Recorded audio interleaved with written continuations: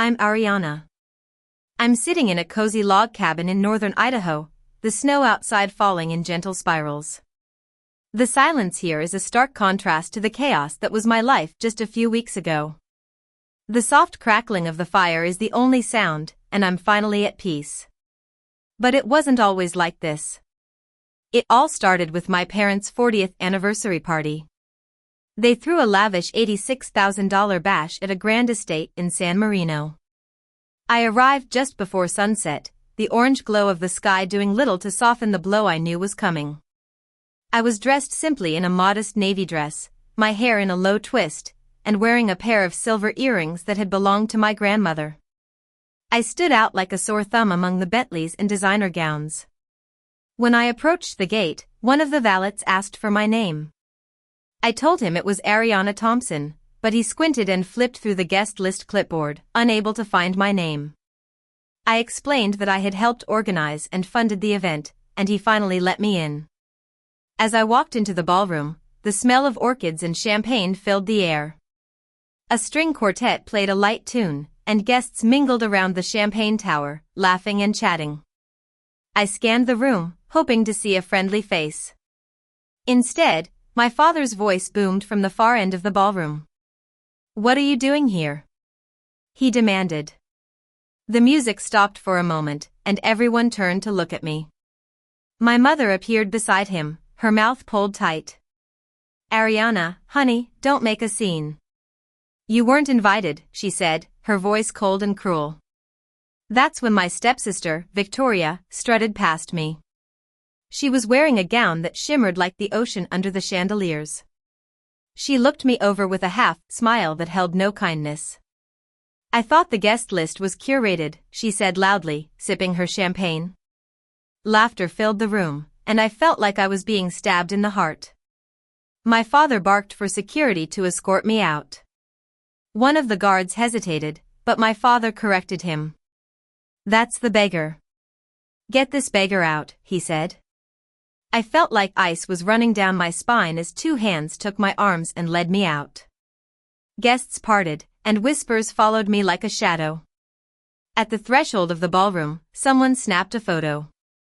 I saw the flash, but I didn't care. I walked down the marble steps, past the hedge maze I had paid to restore, and past the valet line. When I reached the sidewalk, I took out my phone and canceled the funding for the event. Within minutes, the payments were reversed. 30 minutes later, I was sitting in my car, the silence inside almost deafening. My phone started vibrating with missed calls, but it wasn't the calls that shook me. It was what I found in the family group chat. There was a forwarded video of me being escorted out by security. Below the video, Victoria had written, "Cinderella forgot she wasn't real," followed by laughter emojis. My mother had replied, "Told you she'd show up eventually. Always finds a way to make it about her." Someone had even posted a meme of a woman being dragged out of a wedding, captioned "Guest of Honor," apparently. I scrolled through the messages, my mouth dry. I realized that this wasn't an accident. It was a trap, and I had walked right into it. I opened my photo album and found all the receipts, invoices, and contracts related to the event. I texted them to myself and labeled the thread proof. I sat in the car for a long time, my fingers curled around the phone, my body tense. When I got home, I went straight to the old steel filing cabinet in my hallway closet. I hadn't touched it in months, not since my father's bypass. I pulled out the manila folder labeled Anniversary Planning.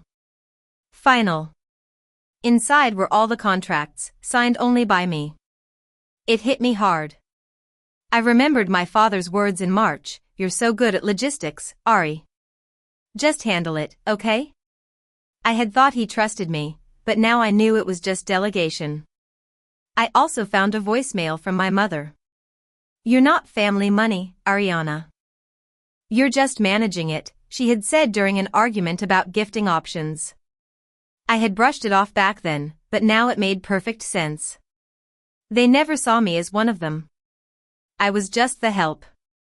I flipped to the last page of the stack, a final transfer slip for $12,000 to the decorator. I stared at it, my lips pressed together. I opened the payment app and canceled the payment. Immediately, my phone lit up with messages from Victoria, my father, and my mother. I didn't reply. I just sat there, listening to their voices in the digital bubbles, and whispered to myself, soft but steady. I didn't promise to be disrespected. A few days later, I received a text from Victoria inviting me to a casual brunch. I don't know why I went. Maybe it was hope, maybe it was habit. When I walked into the Magnolia brunch house, I saw them sitting in the back corner, already half drunk on champagne.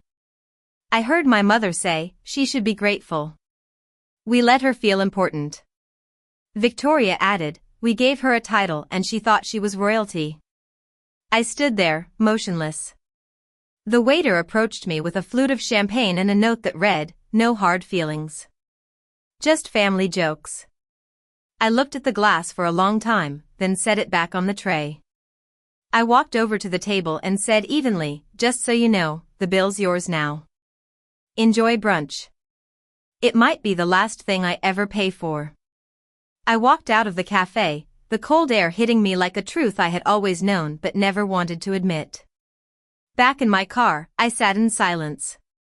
My phone buzzed with a message from Victoria, but I deleted it unread. The next morning, I started getting alerts about payment declines. Luxury SUV rentals, hotel bookings, private excursions, all were being rejected.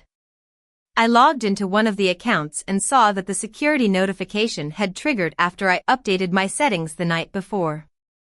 The system had locked them out automatically. My father called me, barking, "Did you mess with the payment system?" I replied, "I fixed it." "You're welcome." He scoffed and said, "Ariana, we have guests in Maui. This is humiliating." I leaned back and said, "Then maybe next time, use your own card."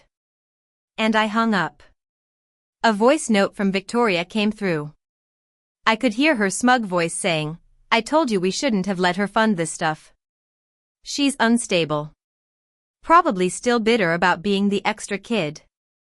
Then my mother's voice, cold and thin, "She should be grateful we even raised her."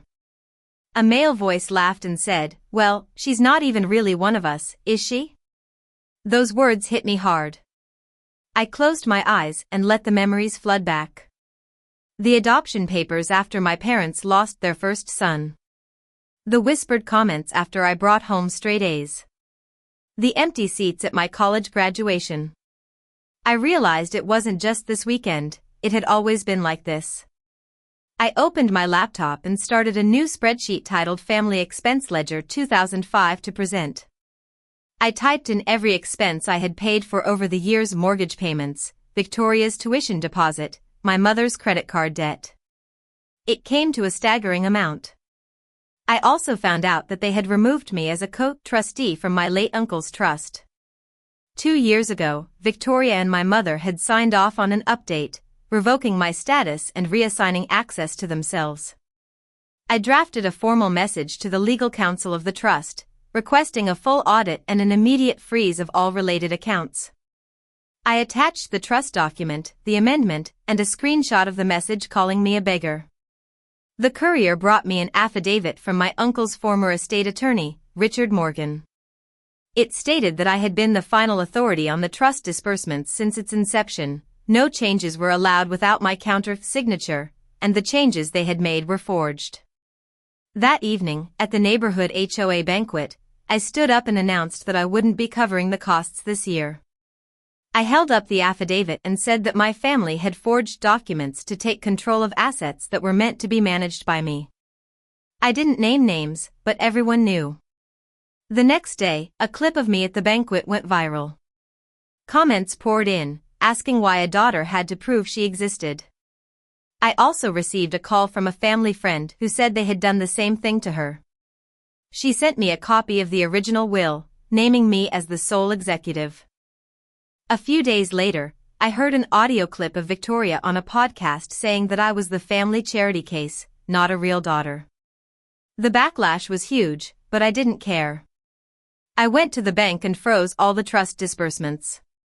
That evening, Victoria and my parents were turned away from an exclusive dinner reservation they had made.